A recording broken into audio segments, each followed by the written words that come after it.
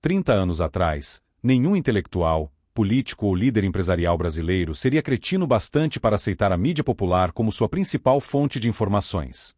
A base da nossa dieta de fatos eram os livros, as revistas especializadas, as investigações diretas em arquivos e documentos. Os jornais eram apenas artigo de consumo, material secundário de valor relativo ou duvidoso. Rádio só servia para previsão do tempo.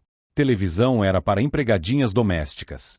No mínimo, havia sempre a diferença entre informação genuína e sua versão pasteurizada para o gosto do povão. Hoje, fico besta de ver a confiança total, a credulidade beócia com que homens letrados de primeiro escalão tomam os jornais e a TV como base de sua visão do mundo, chegando a pôr em dúvida qualquer dado de fonte primária que não tenha sido referendado pela Folha ou pelo Jornal Nacional.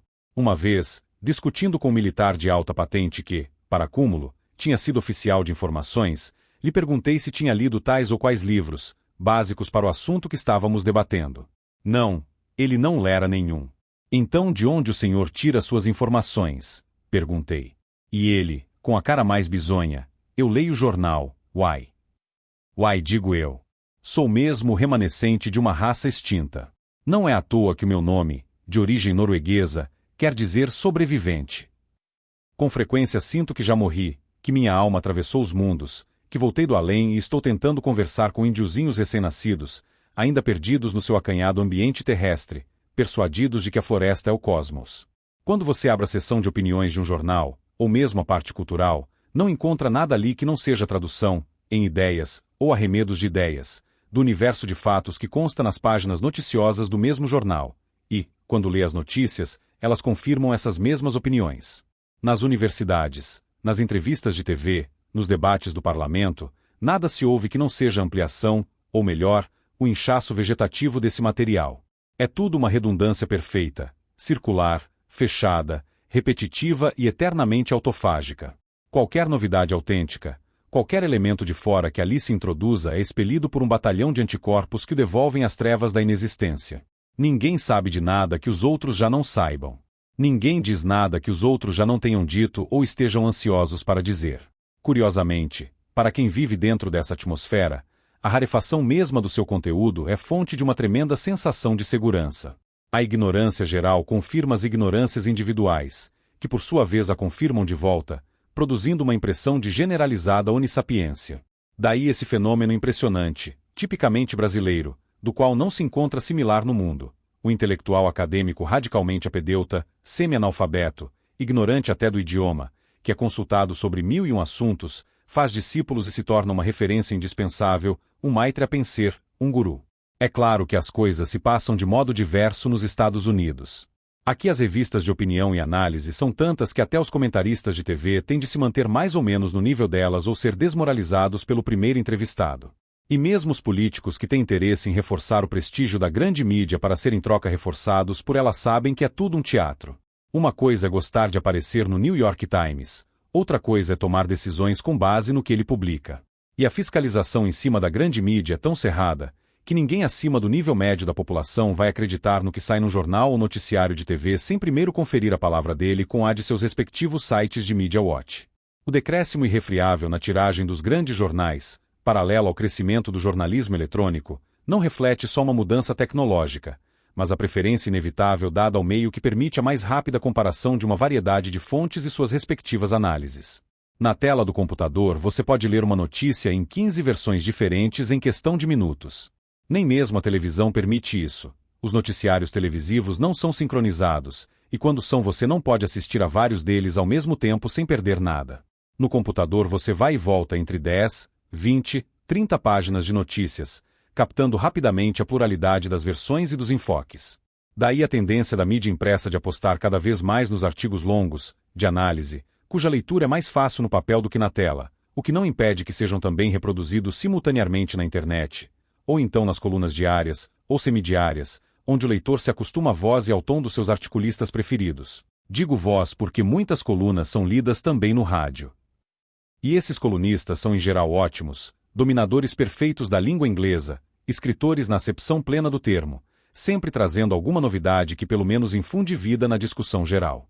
No Brasil, ao contrário, estes artigos de página inteira do Diário do Comércio são exceções notáveis. No geral, predomina cada vez mais o jornalismo em pílulas, fragmentos minimalistas comprimidos nas dimensões apropriadas a um público para o qual a leitura é um suplício, e do qual o modelo supremo, declarado e confesso, é o próprio presidente da República. Nesse recinto exíguo, não há espaço para você provar nada. O máximo que se pode é resumir uma opinião solta, isolada, desprovida da menor justificação. Acho isto, acho aquilo, gosto de tal coisa, odeio tal outra. E ponto final. A ideia de demonstração, de investigação, de prova e contraprova, já desapareceu da cabeça do público ao ponto de qualquer tentativa de argumento mais longo parecer embromação ou pedantismo. Quando se contesta alguma coisa, são apenas preferências, um adoro oposto a um abomino ou vice-versa, ou então pontos de detalhe, sem relevância para a discussão central. Aliás, não há nenhuma discussão central. O que há é apenas troca de afeições e desafeições na periferia do mundo. O pior é que, quando tento explicar isso aos americanos, eles não entendem. Eles só concebem duas coisas, ou uma mídia amputada, manietada e uniformizada pela censura oficial, ou a profusão variada de pontos de vista que se vê numa democracia normal. Não atinam que num país possa haver tantos jornais, tantas revistas, tantos canais de TV, tantas universidades, tantos sites de jornalismo eletrônico e nenhuma discussão efetiva. Quando digo que no Brasil não só a opinião divergente é marginalizada, mas as provas que fundamentam a divergência são expulsas da discussão, eles me perguntam se há uma KGB controlando tudo. Quando informo que não, eles já não sabem mais do que estou falando. O puro poder da burrice, a ditadura espontânea da ignorância autossatisfeita, está aquém da sua imaginação. A KGB mental brasileira não pode existir no mundo conhecido, só no planeta Brasil. É um mistério cósmico incompreensível. A Folha de São Paulo é um gordo panfleto pró-comunista, mentiroso até a alucinação. Só leio essa porcaria para avaliar diariamente os progressos da mendacidade nacional, o crescimento canceroso da sem-vergonhice intelectual brasileira. Quando esse jornal choraminga que seus direitos foram violados por agentes do governo, ele se esquece de todos os serviços que ele próprio vem prestando à instalação de uma ditadura comunista no país, mediante a difamação incessante de todo o anticomunismo e a omissão sistemática de notícias que possam levar o leitor a perceber as coisas com suas devidas proporções. O senhor Otávio Frias Filho parece querer o comunismo para todo mundo e o capitalismo só para ele. Talvez ache possível tornar comunista o Brasil inteiro e conservar uma ilha de liberdade de mercado na Alameda Barão de Limeira. Várias vezes por semana, seu jornal feito por e para meninos pó de arroz vem com algum novo escândalo antimilitar ou anti-americano. Sempre e invariavelmente é mentira. Ou é mentira substantiva, alteração material dos fatos, ou é mentira qualitativa, isto é, modificação das proporções e perspectivas. Neste último caso está a notícia alardeada naquele tom de indignação que já se tornou no Brasil a carteirinha oficial do Sindicato dos Virtuosos. Documentos secretos da diplomacia americana só agora revelados mostram que o governo Richard Nixon, 1969-74, sabia da tortura no Brasil em 1973-74. O embaixador dos Estados Unidos em Brasília, John Crimmins, sugeriu que Nixon não cortasse créditos ao Brasil como retaliação aos abusos. Isso poderia atrapalhar a estratégia de influenciar a política brasileira e a venda de armas ao país. O embaixador recomendou que o governo Nixon não usasse contra o governo brasileiro o artigo 32 da Lei de Assistência ao Estrangeiro, embora o próprio relatório reconhecesse que isso era legalmente possível. Por essa regra, os Estados Unidos poderiam cortar créditos financeiros ao Brasil em retaliação a supostos abusos contra direitos humanos. A pressão americana contrária aos abusos só passou a ocorrer na administração de Jimmy Carter, de 1977 a 1981,66. Quer dizer, o malvado governo americano poderia amarrar as mãos dos torturadores brasileiros, mas se recusou a fazê-lo porque estava mais interessado em ganhar dinheiro vendendo armas para eles. Para começar, a Folha assume como verdade objetiva os números fornecidos pelas entidades pró-comunistas, 376 mortos, mas atribui aos críticos dos grupos de esquerda a contagem das vítimas do terrorismo. E fornece o número total dos comunistas mortos ao longo de todo o tempo da ditadura, mas para a contagem de suas vítimas em 1974, obtendo 119 cadáveres. Na lista dos esquerdistas, não faz a distinção entre os que morreram em tiroteios, em acidentes ou assassinados nas prisões, dando portanto a impressão de que todos foram objetos inermes da violência estatal. Ao falar das vítimas dos comunistas, nem de longe menciona casos como o do tenente Alberto Mendes Júnior e dos militantes condenados como traidores, que morreram amarrados. A impressão que fica é que jovens idealistas de esquerda lutavam nas ruas, de peito aberto, enquanto o governo covarde, escondido em porões sinistros, se ocupava sobretudo de maltratar gente desarmada. Isso não é jornalismo, é novela da Globo, é construção ficcional, é mito. Como invariavelmente acontece, as instituições fornecedoras de dados sobre os mortos da ditadura são apresentadas como entidades religiosas, culturais ou de direitos humanos, sem qualquer alusão à sua identidade ideológica mesmo quando são abertamente partidárias e militantes, ao passo que as fontes de informações sobre vítimas do terrorismo são mostradas pela cor ideológica, mesmo quando não têm nenhuma atividade política. O leitor sai acreditando que tudo o que se diz contra a ditadura vem de fontes neutras, imparciais e idoneias, ao passo que toda acusação aos comunistas vem com a marca do viés ideológico. É a exata inversão da realidade. A avaliação quantitativa também é sempre errada. À luz do senso das proporções, 376 baixas ao longo de 20 anos de combates com o governo militar num país de extensões continentais são um número incrivelmente modesto, não só em comparação com qualquer guerrilha do mundo, mas em comparação com a repressão cubana à população desarmada.